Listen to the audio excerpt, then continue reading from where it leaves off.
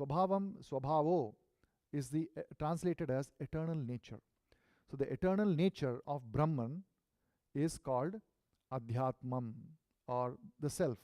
Adhyatmam is translated as the self. So the self is very interesting translation. Normally you'll say self means I. But here the self is translated as the nature of Brahman. And what kind of nature? The eternal nature. So it's very clear, and that eternal nature should be evident from the fact that Brahman is indestructible. It means it's eternal anyway. So that means, why is it being said again that it's eternal nature? That means perhaps there is also a nature of Brahman that is not eternal. Is that what it is? So this is to emphasize further that it is an eternal nature. The second emphasis. So Swabhavaha, eternal nature of Brahman, is called Adhyatmam, self. This was the second question that Arjuna had asked. What is Adhyatmam, or the self? He had asked this question. And then Krishna continues, Bhuta Bhavod Karo Visarga Karma Sangitaha. So now he is answering the third question asked by Arjuna, which is, what is karma? And so Krishna gives this wonderful phrase, Bhuta Bhava Udbhava Karaha. Udbhava means to produce or to create. So action that is producing, Bhuta is living entities. So Bhuta Bhava Udbhava Karaha. So that activity or action that is producing the material bodies of the living entities. And the word, it's further qualified by Visargaha, creation. So that is again similar to Udbhava. So Udbhava and Visarga, they have similar meaning. Creation. That is called karma. So very, very interesting and definitive meaning of the word karma. What is karma? Karma is that activity which produces the material body of living entities. So that's a very, very different and strange explanation, because normally we think karma means we do something, right? But we are not the producer of this body, are we? Are we producers of this body? But according to this definition, the activities that we do which result in a new body is called karma. So let us understand that better. So all this is explained by Prabhupada in the purport. So the translation is, the Supreme Lord said, the indestructible transcendental living entity is called Brahman, and his eternal nature is called the self. Action pertaining to the development of these material bodies is called karma, or fruitive activities. There are three key takeaways, or 3 points that Krishna is making. What he's answering: what is Brahman, what is Adhyatmam, and what is karma. So very briefly, let us take a look at these 3 points. First is, what is Brahman? So there is one. So let us first see what Prabhupada is saying, that subset of the purport in which he is describing Brahman. Brahman is indestructible and eternally existing, and its constitution is not changed at any time. But beyond Brahman, there is Parabrahman. Brahman refers to the living entity, and Parabrahman refers to the Supreme Personality of Godhead. See, Prabhupada is clarifying this because there is a verse in so firstly, here Prabhupada is saying Brahman refers to living entity. Okay, categorical statement. Brahman refers to living entity. But there is also a verse in Srimad Bhagavatam that says, Vadanti tattva vidas tattvam yad jnanam advayam brahmeti paramatmeti bhagavan iti shabdhyate. So in that verse, it says that Vadanti tattva vidas tattvam yad jnanam advayam. The advaya jnana, or the knowledge of absolute truth, or absolute truth, can be understood in 3 features. One is called Brahman, the other is called Paramatma, and the third is called Bhagavan. These are the 3 features in which absolute truth can be understood. So so there Brahman refers to absolute truth and is treated on the same level as Bhagavan, right? Absolute truth. You can understand absolute truth in any of these 3 features. Brahman, Paramatma, Bhagavan. And here Brahman is referring to living entity. So this is actually something that we need to understand, that in Sanskrit, in the Vedic literature, the word Brahman has been used to mean sometimes the living entity and sometimes the absolute truth. Both are true. Both of these are correct. So that is why we need to always, whenever we are reading any verse in Vedic literature, we must first understand it through the eyes of the pure devotee's translation, to understand what is implied in that specific context when the word Brahman is used. So here, when Krishna is answering to the question, Arjuna's question of Brahman, he is clarifying, Prabhupada is clarifying that here Brahman refers to living entity. And to clarify that that living entity is distinct from the Supreme Lord, Prabhupada then further says that but beyond Brahman there is Parabrahman. And that Parabrahman refers to the Supreme Personality of Godhead. In the Vedic literature, the living entity is called Jivatma. So Jivatma is also a term that is used, or simply Atma. Atma is also used. Atma can also mean multiple things. And one of those things is living entity. And the word Jivatma is also used. So the living entity is called Jivatma and Brahman. But he is never called Parabrahman. So there should never be this confusion about oneness or identical nature, or the fact that Jivatma and Parabrahman, or Brahman and Parabrahman, are equal. This confusion should never happen. Even a person who considers himself an impersonalist should never have this confusion, because the Vedic literature never refers to the living entity as Parabrahman, whereas the Vedic literature very clearly uses the term Parabrahman.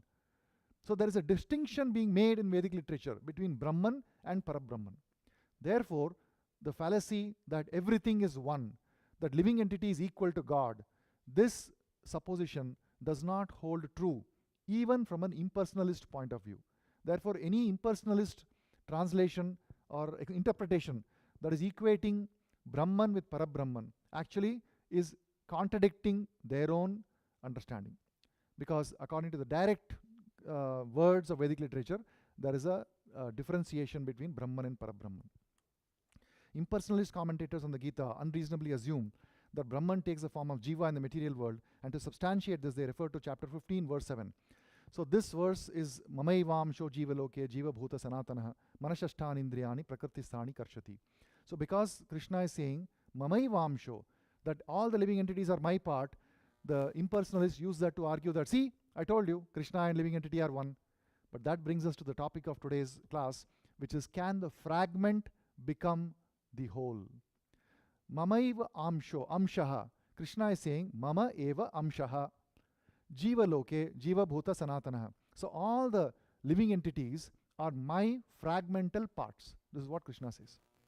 So the question to you is, can a fragmental part become equal to the whole? Is it possible? No. A part is a part. The whole is a whole. How can a fragmental part become the whole? And particularly, a fragmental part here is an infinitesimal fragmental part. Because a mathematician may argue that a part of infinity is also infinity. Correct? But an infinitesimal part of an infinity is not infinity. Even from a mathematical point of view, an infinitesimal part of infinity is not infinity. So the Jivatma, or the fragmental part of the Supreme Lord, they are infinitesimal fragmental parts of the living entity. So in fact, there is a verse that I would like to bring your attention to. Entire literature which is translated by Srila Prabhupada is replete with differentiation. Prabhupada takes great pains to differentiate between impersonalism and Vaishnava Siddhanta, Vaishnava philosophy, or personal understanding of the Supreme Lord. And page after page after page you will find this differentiation being brought about. But here I would like to, considering this Kartik mood, I would like to cite this particular verse. Tad darshana hlada pariplutantro hrishyat tanuh prema bharashru lochanaha. Prema bharashru lochanaha. So prema with love, bharashru with full eyes filled with tears. Lochanaha, lochanaha is eyes. Harshyat tanuh. Harshyat means gladness or great happiness. So somebody is extremely happy, blissful, with eyes full of love, tearful eyes. Somebody is experiencing this. When does this happen? Tad darshana hlada. When somebody gets a darshan of the Supreme Lord. Nanama padambujam asya vishwasrig yat paramahamsyena pathadig gamyate. So this verse is describing the scene where Lord Brahma meets the Supreme Lord. When Lord Brahma, who is a infinitesimal, fragmental part and parcel of the Supreme Lord, who is Brahman, Jivatma, when this Jivatma is meeting the Supreme Lord, especially when the Jivatma is in the state of Paramahamsyena, in a Paramahamsa state, when the Jivatma in the Paramahamsa state meets Parabrahman, what happens? What happens is that the Jivatma becomes full of love. He becomes ecstatic and eyes start flowing with water. Lord Brahma, thus seeing the personality of Godhead in his fullness, was overwhelmed with joy within his heart, and thus in the full transcendental love and ecstasy, his eyes filled with tears of love. He thus bowed down before the Lord. That is the way of highest perfection of the living being, or Paramahamsa stage. So consider this. How can anyone say when Lord Brahma is personally meeting the Supreme Lord, how can anyone think that Brahman and Parabrahman are on the same level? Does it make any sense at all? When in fact in this scene Brahma is meditating, and in his meditation he is able to see the Vaikuntha planets, and he is able to see the residents of the Vaikuntha planets. He is able to see the Supreme Lord face to face. So all of this is happening. How can somebody say that Brahman and Parabrahman are the same? Now I would like to go to the next part of this, which is what is Adhyatmam. Prabhupada says the constitutional position of the living entity is different from the position he takes in the material world. In the material consciousness, his nature is to try to be the Lord of the matter, but in spiritual or Krishna consciousness, his position is to serve the Supreme. So Adhyatmam is a nature, Swabhava, and that is described as a constitutional position of the living entity. So the Adhyatmam means Swabhava, or the constitutional position, and that is the self. Now, there are two kinds of selves, or two kinds of nature that Prabhupada is trying to point out here. First is the constitutional position of the living entity, and second is the position that he assumes in the material world, which is not his constitutional position. In the material consciousness, his nature is to try to be the Lord of the matter. He's trying to be the Lord for whatever he sees. But his constitutional position, his true nature, the eternal nature, is to be servant of the Supreme Lord, is to serve the Supreme Lord. The living entity Jivatma takes different positions. Sometimes he merges into dark material nature, identifies himself with matter, and sometimes he identifies himself with superior spiritual nature, and therefore he is called the Supreme Lord's marginal energy. There are three kinds of energies of the Supreme Lord: Antaranga Shakti, Bahiranga Shakti, Tatastha Shakti. In English, these are internal energy, external energy, and marginal, or internal potency, external potency, and marginal potency. Because the living entity has a propensity to sometime come under the control of material nature, and sometimes he is under the influence of the internal potency of the Lord, and therefore he is considered to be marginal potency, Tatastha Shakti. There is this wonderful verse in Srimad Bhagavatam that talks about Swarupena Vyavasthitihi. I'll directly go to the translation. The merging of the living entity, along with his conditional living tendency, with the mystic lying down of Mahavishnu, is called the winding up of the cosmic manifestation. Liberation is a permanent situation of the form of the living entity after he gives up the changeable gross and subtle material bodies. So what is meant by the self? The Swarupa, or the Swabhava that was being talked about before. Swarupena Vyavasthiti is the eternal form, our original form that we obtain after being liberated from this material body. However, Rupa Goswami has clarified that Swarupa Siddhi can be achieved in this lifetime also. And that happens, what is that verse? Hari Vastu Samandhina, Shushrubi Parityago, Jivan Muktasa Uchyate. Hari's, okay.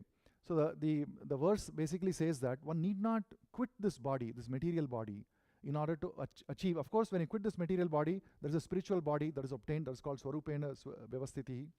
But the Swabhava, or the original eternal nature, constitutional position of the spirit soul, can be experienced in this, while remaining in this body, and that is the position of a pure devotee. So it is possible to achieve that, and that is a system, that is the position that Srila Prabhupada wants us to attain, and that is a system of sadhana bhakti By following the process of sadhana bhakti, it is possible to achieve that in this very lifetime.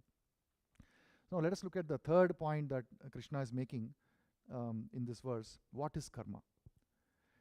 So Prabhupada says in the purport, according to his identification with material or spiritual nature, he receives a material or spiritual body, right? So depending upon whether you're identifying with matter or spirit, either you get a spiritual body or a material body.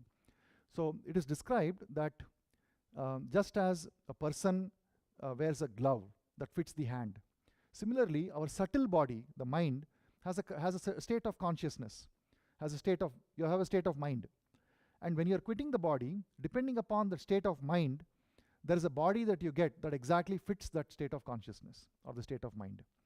So in other words, every activity that we perform throughout our life is shaping that consciousness, the state of mind.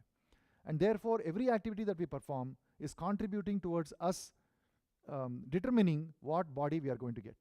Because the body that we are going to get upon death, it exactly fits the state of mind that we have.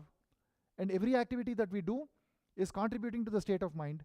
Therefore, every activity that we are performing actually is contributing to the body that we are going to get.